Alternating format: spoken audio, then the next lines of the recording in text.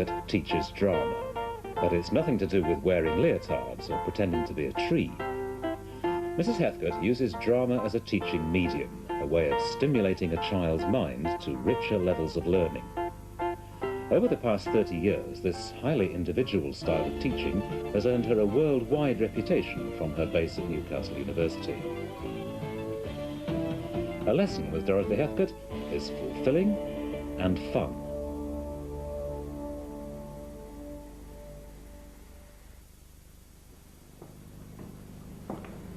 In this series of television programmes, Dorothy Heathcote is working with children from Broadwood Junior School in Newcastle. Together they've created an imaginary shoe factory, Blackley and Broadheim, with the challenge of making not just shoes, but a money belt for a bank cashier, a steeplejack harness, a set of elves' shoes for a play, some elephant boots for a film about Hannibal, and a dog sleigh harness. It looks just like a lot of experts working now. If her workers can play their parts so convincingly, thinks Dorothy Heathcote, perhaps they'll have some interesting ideas on what grown-ups think about when they're at work. What are you thinking about, David? I'm just thinking about what we're going to be getting on with. You're thinking about your work. Mm-hmm. And what about you? I'm just thinking the same as David. Are you both having a think about that, yes? What's Paula thinking about? That I like my job. That you like your job, yes. I'm glad you like your job. It's nice when you like your job. My granddad always used to say, pick folk that can get on with their job, you know, and enjoy it. What's Lynn thinking about? Making sure I cut the right leather. You're making sure you cut the right leather. So all the people so far are keeping their minds on the job. Do you think when you're an expert that you could keep your mind on your job and still have your mind somewhere else as well? Do you think people can think of two things at once in a way? You wouldn't be able to think completely, really. No, not completely, no. What are you thinking about, Neil? You're thinking about your work so you can do it right. My granddad would have certainly approved of that. But I used to think about all sorts that he never knew about. What are you thinking of, Claire? Well, I'm just thinking about sewing. Just about your sewing, yes. What about you? My sewing and my dinner break. You're thinking about your dinner break. And your sewing. And what are you thinking about? I'm making sure I don't put a wrong stitch in. Are you? Well, it looks like this firm thinks about its work.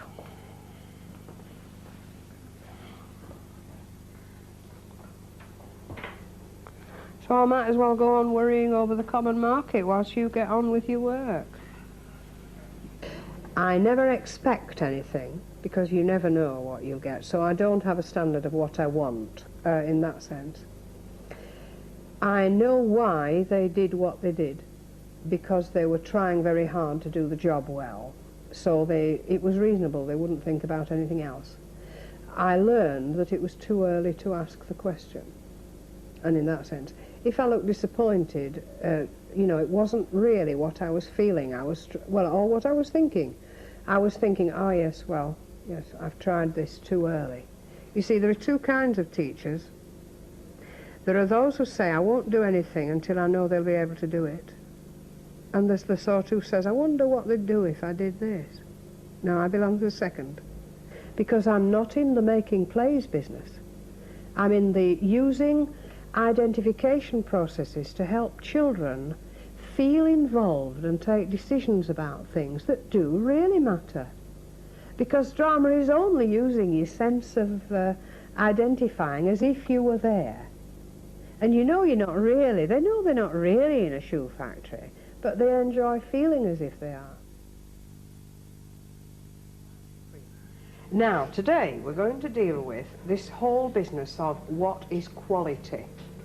Because we are quality workers, aren't we? Yeah. That's right. So we're going to have a look at this word, quality. So I thought the first thing to do is have a look at the designs that have been made, you know, for these various jobs that today we're going to have to dispatch off, because you said most of them were nearly finished, didn't you? What I want you to do is take up any design that isn't yours and have a look for any weak spots that you think where the quality could go wrong, you know. Like there might be some stitches missing. I'm sure you know what could go wrong if the quality got wrong, don't you? So pick up any one that isn't yours, have a look at it, and put a ring round any areas you think where the quality could suffer. So that we're sort of putting a warning ring round. And if you find one, mention it to me and we'll see whether it should go up on this board. Talk it over, of course, amongst the people near you. No. Well, let's just say there's a super quality. Well, what is that? I mean, it could be a side of anything. It could be the side of the poop. It could be the side of the... But it's not very well established. It's not very... But not very well labelled. They will just tell him that, so it's right. It's my turn. Look at that. I mean, it's like a little nose. Does anybody know if on these elf shoes the toes of the dancers will have to go right into the point? Or do the points stick out in front of the toes? Our shoemaker here is concerned that there isn't room for the 5 toes in the very point of the slipper, you see. Now the dancers obviously will have to be able to dance. These are rather like those medieval shoes, aren't they, that people used to wear? Well, I don't think you need to know what it's for. You need to check it only. I mean, after all, the designer will know what it's intended to do. I know it's an aluminium hook and he's already corrected that. He wants it to be made bigger. It's really weaknesses you're spotting. I think we can assume we can trust the design engineer, don't you? Yeah. Right, can you now look at your own design? Put the ends on the pens, and we're going to have to think, how on earth are we going to package these to send them? Because we are quality workers, so we're going to have to quality pack, aren't we? So, would you like to talk things over about the kind of packaging you think yours requires? And make a note on the back of what you think it will need, so that it can travel very, very carefully. And listen, when they open this parcel, whoever ordered it, we want them to know that this is top quality, don't we? So consider top quality packaging. Right. Have a chat about it and write down, I mean, talk it over amongst yourselves, then you help one another. It's so that it looks nice and it feels nice and it doesn't get damaged. Well, you see, one of the problems of the ladies who were looking at this was they didn't really, I think, understand how much thought you'd put into it. And so, you see, they've ringed these rounds to sort of think, now, what am I asking myself about this? So I think they were really showing they weren't so sure about things. But in no sense is it intended as a criticism. Would the top flop in or anything like that? Like when Would you be able to pack them very flat? I don't really know how big an elephant's foot is. About like that, is it? Yeah. They're sort of a bit like young trees, aren't they, when you sort of stand at the side? And how many have you got to pack in this box? 12. Yes, or 12 elephants. Yes, 1 full set and 2 extras. Have elephants got left and right feet? Yes. So you've made, oh yes, I see.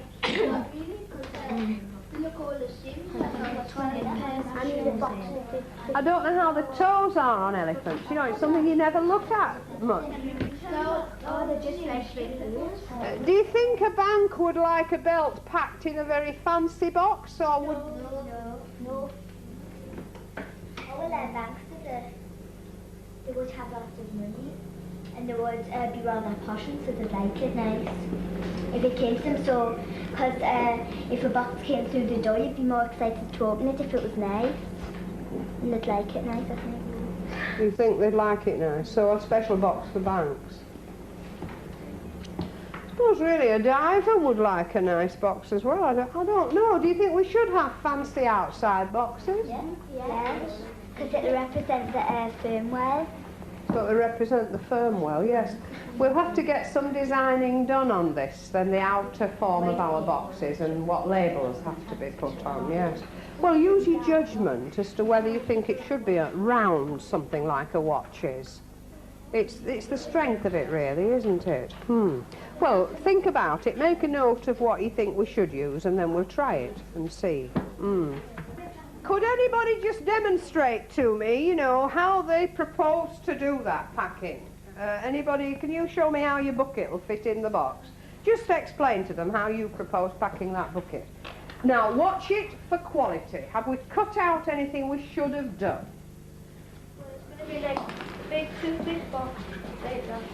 And it's going to put the bucket in, it's going to hammer's going to go on the side. And it's going to be foam rubber all the way around. You see, foam rubber. And does the box have a lid, or has it got folding flaps, or what? Folding flaps. So it's all made in one. Yes. I didn't think when I took these orders that we'd have to have this packaging problem. You know, I mean, shoes, we sort of know how to pack shoes, don't we? But these create a lot of problems. Could you demonstrate your elephant boot one, just to see whether any snags in that? Well, we're going to have a 3-foot high packaging. We're going to put the boots in first on the right way, and then the other two we're going to put them upside down. And then we're going to keep put them upside down the right way, and then we're going to stitch it at the top and put another bag over it and stitch that on the top to make it secure. Are you putting each pair of elephant boots in one bag, or put all the 12 boots in one bag? 12 boots in one bag. 12, yes, and then in a box, and you're going to sew them into the bag, yes. Packing Samantha's dog harness is perhaps the trickiest job of all. It is a problem with thin straps, isn't it? What do you think? I mean, a box the full size is going to be very big for is it a 6-dog team? You see, when you think of the length of a dog, you know, in between here, what do you think? The problem of making it so that it comes to bits in the middle is they often lose the bits, don't they? And a 6-dog team out in the Antarctic is going to look a bit funny with 2 bits missing, isn't it? I'm not sure if it would come to bits properly. No, because you've stitched it so well together. And like them on hook, or I could take it to bits there. It would be very hard to fix up again. Well, in the Antarctic or the Arctic, they may not have the necessary tools to put it together, which means you're going to have to maybe pack tools. That gets very complex, doesn't it, really? If I stay where the loops are, I could just fold it at once, but that would be as much. Is there any way you could package in between so that it doesn't crease too much? Can you think of any materials, you know, she could put in between these loops? I mean, if you could send it with dogs in, it would obviously not crease, would it? Because it would all be round dogs, but you can't. You could fold it that way and it wouldn't be creased because there's a loop. You could fold it where the ring is, yes. But then it would still be about... But it would still be quite long. It would still be 16 metres long. Oh, 16 yards long, 16 metres long. How long's 16 metres?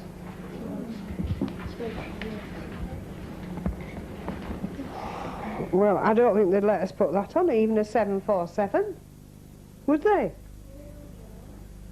We're going to have to find another way. A long box about half a foot in depth, they might let it on. A very long, thin box, yes. What do they do with skis? But skis aren't 16 metres long, are they? You see, you can't really send it by lorry to the Antarctic. You know, you've got problems. Unless we send it by sea. Because you can put cars on, can't you, and buses on boats. Well, telephone about that and see whether one fold is all right, and if the overall dimensions, yes, yes. Now, are there any other snags that you've met, or shall we begin our packaging?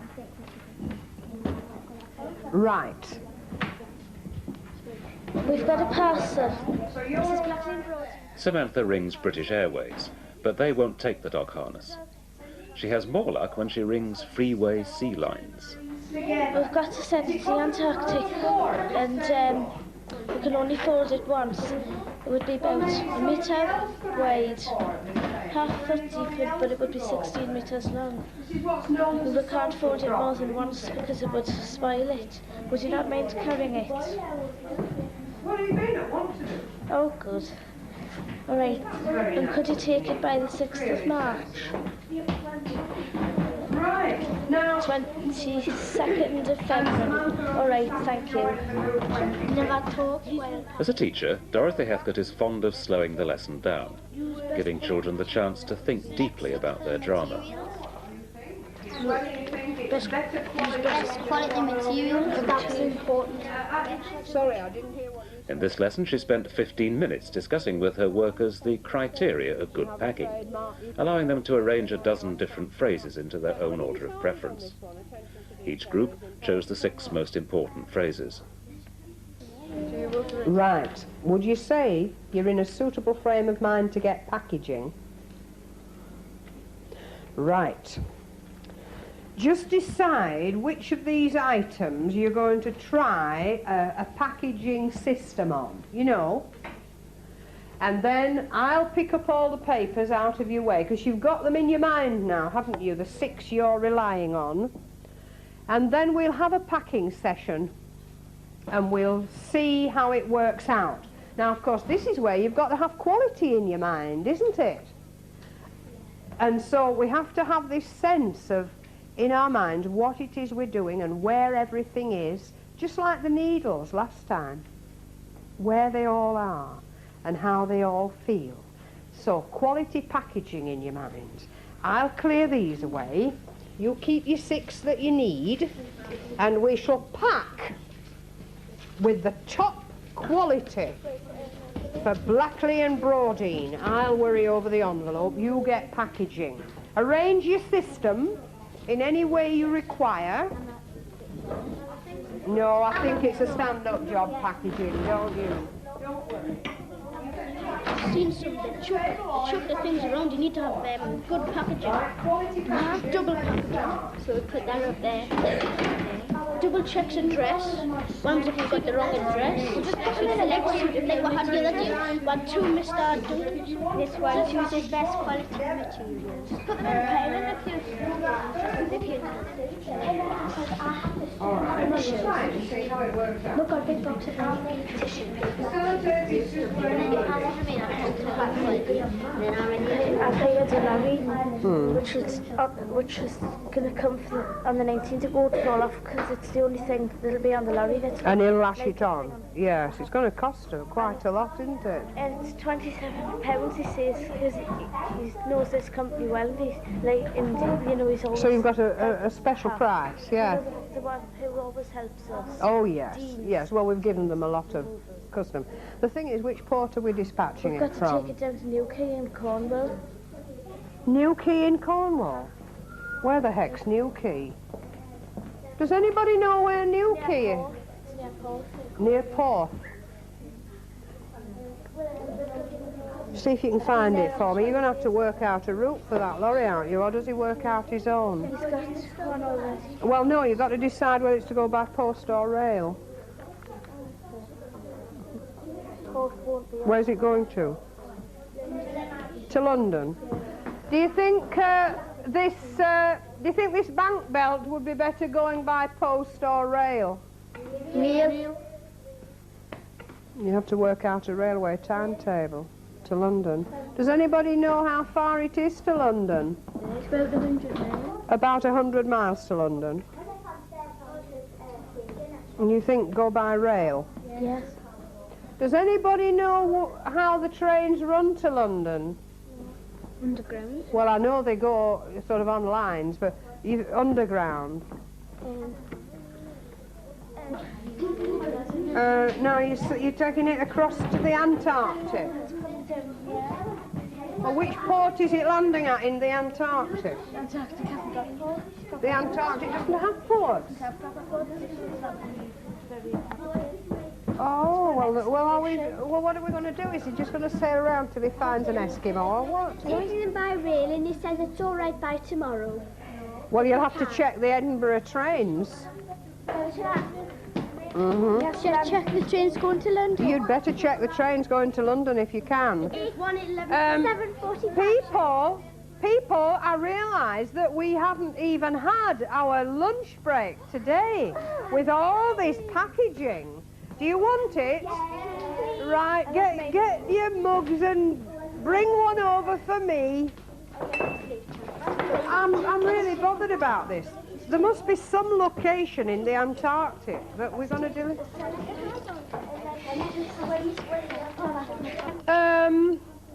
Can we just have a talk about what we're going to do next time?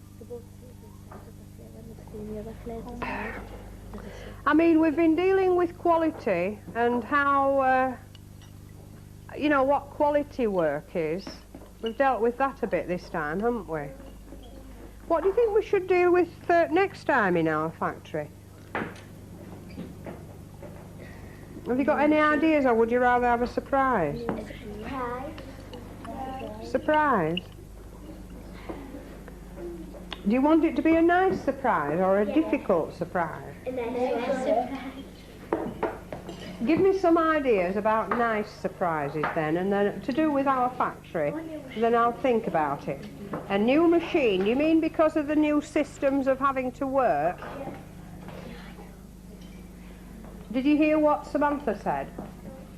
That she thinks an interesting surprise for the firm next time would be some new way of working. I mean, she mentioned a new machine. I mean, are you prepared to change your habits and still keep quality work? Do you think it's possible for people to stop doing things the way they've always done and learn new ways? You'd have to work much harder to understand it. And it'd be hard, we won't be able to get the best straight away because it'd be hard to understand the machine. Because the machine might work different to how we work. When you mentioned the microchip, do you think the microchip will ever affect shoemaking? No. Shoemaking's really your own business. Shoemaking's running your own business? Yeah. The thing is, lads and lasses, are you prepared to change with the times, is what I say. No. Would they be shorter or longer? Pardon? Would they be shorter or longer? Shorter or longer what? The times? Oh, those times, the clock times. Oh, the unions would have to say what we could do. But I'm meaning changing with modern times, you know. You'd rather work old-fashioned, would you? How many of you feel strongly about it? Looks as if I might run into trouble then if I introduce the microchip. They're still relying heavily on the manager. And the reason they're doing that is I'm constantly changing my teaching goals. I have all sorts of ideas I want to use for learning here. But I do think they all feel a powerful affiliation with, you know, the Blackley and Brodeen. I think that emerged very much. And that's why I think that in the future I would like to test this sense of how workers can feel quite broken up when they felt they belonged to a firm they understood, and suddenly the firm seems to have new ideas. I think that is something we could test now. Can you specify in more detail which particular teaching goals you were aiming for in that lesson today? Today, it was really, can you spend a lot of time on something? Can you discipline yourself to patiently use your imagination on a job? And also, can you trust other people to look at your work, actually put a mark on it, and not feel offended because you're a worker, not just a person? And I feel this is very important in children as they grow older, and certainly for me as an adult, How far can I take the scrutiny of others? And how far can we build a nation where we can benignly assist in our scrutiny rather than be judges? So to me, this was the beginning of that process. And you saw the little fratch. The boys were quite disgusted that somebody put a ring round 3 of their words. And of course the girls showed you, they were at the stage where it was easy to grumble at what they didn't like, but it was not easy to treat the work with respect and pay attention to the task you had to do. And how many factory inspectors can't do that either? Something else I noticed today was that when you asked how far they thought it was to London, the answer came about 100 miles. You didn't pick that up or correct it at all? Oh, I picked it up. I don't miss anything. But I'm not going to correct it. Not yet. She needs a map. Because it's no good me... She's given me one figure. If I just give her another figure back, where have we got to in learning? What we need is a moment or two to have a look at a scale and have a look at how long it looks on a map, and it needs a big map for that particular child. It's no good showing her a little map of England this size. That child needs a big map where she can make it go all the way down, and we can sort of judge between Leeds and Newcastle and work it out, and then she'll know it. There's far too much telling and too little understanding. So the fact I don't answer doesn't mean I didn't see. Right. Finally, what is going to happen in the next programme, in next week's programme, Dorothy? Well, I would like to try them in a totally dramatic situation where I stay in role most of the time. Because something very special happens then, you see, because you know, now we're for it. We're as if we were in the real situation. And though I don't understand much about microchips, I mean, the very difficult thing for the junior teacher, there are bonuses in it, but it's very difficult to know all you need to know because you never ever know enough.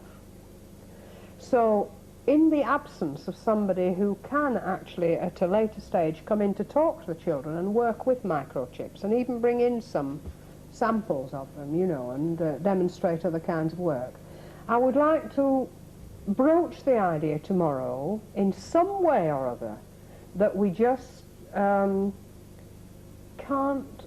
go on the way we have been doing. And I'd like to remove craftsmanship, actually handling leather itself, and to see if they know what they're missing and if they can embrace what they might be getting. It's asking an awful lot of 10-year-old children.